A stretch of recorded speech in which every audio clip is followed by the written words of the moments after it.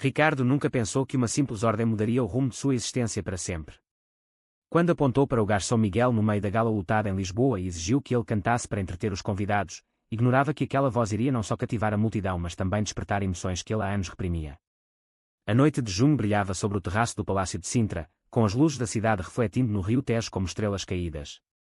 Os convidados, todos da elite portuguesa, empresários, políticos e artistas, riam e bebiam champanhe importado, enquanto a orquestra tocava suavemente ao fundo. Miguel, com o uniforme branco impecável mas o coração apertado, sentiu o dedo de Ricardo perfurá-lo como uma flecha.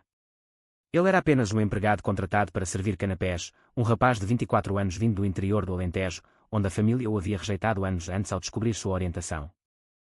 Canta alguma coisa, rapaz. O cantor principal cancelou e eu não vou deixar esta festa cair no ridículo, ordenou Ricardo, com a voz autoritária que usava nos conselhos de administração da sua empresa de tecnologia. Miguel hesitou, as mãos tremendo ao segurar a bandeja. Os olhos de todos se voltaram para ele. Ele pensou na mãe que lhe dissera, isso não é para nós, Miguel, volta para a terra e esquece essas ideias. Pensou no irmão que o expulsara de casa aos 18 anos. Mas a pressão era demais. Subiu ao pequeno palco improvisado, pegou o microfone e começou a cantar uma melodia que guardava só para si, uma canção sobre amor proibido que escrevera em noites solitárias em Lisboa. A voz saiu clara, profunda, carregada de uma dor que ninguém ali esperava. As notas subiram como o vento sobre o Tejo, enchendo o ar com uma emoção que silenciou as conversas. Os convidados pararam, copos suspensos no ar. Ricardo, com o copo de uísque na mão, sentiu um arrepio inesperado. Aquele garçom que ele via apenas como mais um funcionário anônimo agora revelava uma alma que ele próprio não conseguia definir. A canção terminou com um silêncio absoluto, seguido de aplausos estrondosos, alguns convidados até se levantando. Miguel desceu do palco, o rosto corado, os olhos baixos, esperando a humilhação que viria a seguir. Mas Ricardo aproximou-se devagar, o olhar já não era de comando. Eu peço desculpas, murmurou ele, a voz quase inaudível no meio do barulho. Não devia ter-te forçado assim. Foi extraordinário. Miguel levantou os olhos, surpreso. Pela primeira vez em anos, alguém via além da etiqueta de empregado. A noite ainda mal começara, mas algo dentro de ambos já se mexia, como as ondas do Tejo que nunca param. Miguel sentiu o peito apertar, o medo misturado com uma centelha de esperança. Ricardo, o homem que controlava impérios, sentiu pela primeira vez em muito tempo que não controlava nada dentro de si. Depois daquela noite, Ricardo não conseguiu tirar Miguel da cabeça. Nos dias seguintes, ele mandou chamá-lo para o escritório na Avenida da Liberdade, sob o pretexto de discutir um contrato para mais eventos. Miguel chegou nervoso, ainda com o uniforme da empresa de catering, mas Ricardo ofereceu-lhe um café e um lugar no sofá de couro. Quero que cantes outra vez, mas desta vez só para mim. Pago bem, disse ele, tentando esconder o interesse real. Miguel aceitou, não pelo dinheiro, mas porque algo na voz de Ricardo soava diferente, menos arrogante. Eles passaram a tarde no terraço privado, com vista para o castelo de São Jorge. Miguel cantou canções tradicionais portuguesas misturadas com as suas composições, falando de amores que não podiam ser ditos em voz alta. Ricardo ouvia, os olhos fixos nele, e pela primeira vez confessou que também carregava segredos. A minha família espera que eu case com uma mulher da alta sociedade, que dê netos, que mantenha a imagem, admitiu ele, a voz baixa. Miguel contou-lhe da rejeição no Alentejo, do irmão que lhe dissera, não voltas cá enquanto não fores normal. A conversa fluía como o vinho que Ricardo servia, e aos poucos a distância entre patrão e empregado desapareceu. Começaram a encontrar-se fora do trabalho, passeios discretos pelo bairro alto, jantares em pequenos restaurantes onde ninguém os reconhecia. Miguel sentia o coração acelerar quando Ricardo lhe tocava o ombro por acaso, e Ricardo descobria que o que sentia não era só admiração pelo talento. Mas o mundo exterior pressionava. Um amigo de Ricardo, o sócio Carlos, viu juntos uma vez e comentou com ironia, cuidado com esses rapazes novos, Ricardo. A imagem da empresa é tudo. Miguel, por sua vez, recebeu uma chamada da mãe, o teu irmão soube que estás em Lisboa com gente rica. Volta para casa antes que estragues tudo. Os dois homens começaram a questionar-se. Miguel via em Ricardo a possibilidade de ser aceito como era, mas o medo de ser apenas um capricho do rico era forte. Ricardo, que sempre se definira como heterossexual perante a sociedade, sentia uma atração que o assustava e ao mesmo tempo libertava.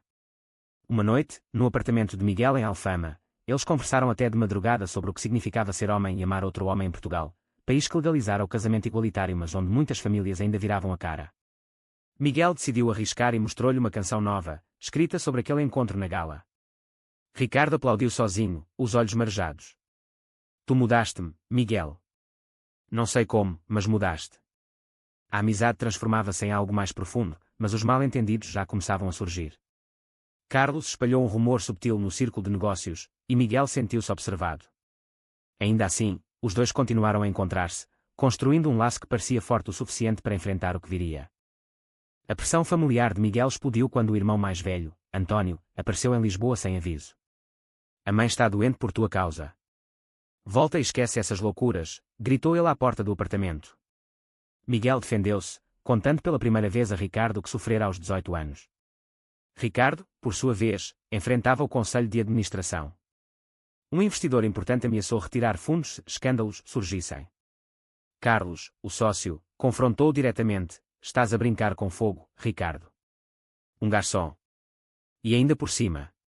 A frase ficou no ar, cheia de preconceito. Os dois homens discutiram pela primeira vez. Miguel acusou Ricardo de o usar apenas como distração. Ricardo respondeu que tinha medo de perder tudo o que construíra. Eu construí esta vida para proteger a família, mas agora vejo que protegia uma mentira, disse ele. Eles separaram-se por uma semana, cada um lidando com o conflito interno. Miguel voltou a cantar sozinho nos bares pequenos, questionando se o talento valia a dor. Ricardo viajou para o Porto para uma reunião familiar, onde a mãe lhe apresentou uma candidata à noiva. Mas ao ouvir uma rádio tocar uma melodia parecida com a de Miguel, ele percebeu que não conseguia mais fingir. Regressou a Lisboa e procurou Miguel no restaurante onde ele trabalhava. Desculpa outra vez. Não foi só o talento que me fez pedir perdão na gala. Foi porque vi em ti o que eu nunca tive coragem de ver em mim. Eles reconciliaram-se num passeio junto ao Mosteiro dos Jerónimos, onde o vento do Tejo parecia levar embora as dúvidas. Mas a traição veio de onde menos esperavam. Um ex-colega de Miguel, invejoso do sucesso repentino, enviou uma foto dos dois juntos para a imprensa local. O artigo saiu discreto mas suficiente para abalar a empresa de Ricardo. Miguel sentiu-se responsável e decidiu afastar-se para proteger o outro. Eu sou só um garçom. Tu és o bilionário. Não vale a pena destruires tudo por mim. Ricardo recusou, mas o dano estava feito. A família de Miguel pressionou mais, e António chegou novamente, ameaçando revelar tudo aos pais. Os conflitos internos atingiram o pico. Miguel questionava a sua identidade, se valia a pena lutar por um amor que parecia condenado. Ricardo, pela primeira vez, confrontou o conselho e defendeu abertamente a sua verdade. O crescendo de tensão mostrava que o caminho para a aceitação seria longo e cheio de sacrifícios. A separação forçada durou um mês. Miguel aceitou um trabalho temporário em Porto, longe de Lisboa, para dar espaço a Ricardo e proteger a sua própria sanidade. Lá, reencontrou velhos amigos da adolescência que ainda o julgavam pelo passado. Uma noite, num bar local, cantou novamente e sentiu a velha dor voltar. Enquanto isso, Ricardo enfrentava o caos na empresa. Carlos aproveitou o rumor para tentar tomar o controlo, alegando que a imagem estava comprometida. Portugal pode ser progressista, mas os investidores não perdoam fraquezas, disse ele numa reunião tensa. Ricardo defendeu-se com uma paixão que surpreendeu todos: o meu amor por um homem não é fraqueza. É a coisa mais verdadeira que já senti. A família dele também interveio. A irmã mais nova, a única aliada, aconselhou a seguir o coração, mas a mãe chorou ao telefone, e os netos. E o nome da família? Miguel, no Porto, recebeu uma carta de Ricardo, escrita à mão, confessando que o talento na gala fora apenas o começo de uma transformação maior. Tu não me obrigaste a nada. Eu escolhi ver-te. Aquela carta reacendeu a esperança. Miguel decidiu regressar, mas encontrou Ricardo num momento de crise. A empresa perdera um contrato grande por causa dos boatos. Os dois reencontraram-se no mesmo terraço da gala inicial, agora vazio. Lá, Miguel cantou a canção que escrevera sobre a separação, e Ricardo chorou pela primeira vez em anos. Eu sacrifiquei a minha verdade por demasiado tempo. Agora escolho-te a ti, custe o que custar. Mas o mal-entendido final surgiu quando Miguel descobriu que Ricardo pagara discretamente dívidas da família dele no Alentejo, sem lhe dizer. Miguel sentiu-se manipulado novamente e partiu zangado. Não quero ser um projeto de caridade. A traição de Carlos atingiu o auge quando ele vazou mais informações para a imprensa. Miguel foi forçado a confrontar o irmão António numa chamada dura, onde finalmente disse: eu sou gay e amo um homem. Aceita ou perde-me para sempre. O sacrifício de ambos estava no limite. Ricardo vendeu parte da empresa para salvar a imagem e provar que priorizava o amor. Miguel, sozinho em Lisboa, questionava se o crescimento valera a dor. O clímax aproximava-se, com os dois homens a perceberem que o verdadeiro teste não era o talento ou o dinheiro, mas a escolha diária de serem autênticos. No final de setembro, com as folhas amarelas caindo nas ruas de Lisboa, Miguel e Ricardo reencontraram-se por acaso no mesmo café onde tudo começara a mudar. Ricardo, agora com a empresa reestruturada e a família lentamente a aceitar, estendeu a mão. Eu pedi desculpas na gala por te ter forçado a cantar. Hoje peço-te que me perdoes por ter demorado tanto a escolher-te abertamente.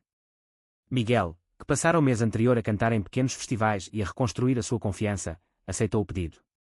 Eles caminharam juntos pela Praça do Comércio, falando de tudo o que aprenderam, Miguel sobre a força da sua identidade, Ricardo sobre a coragem de abandonar o que a sociedade esperava.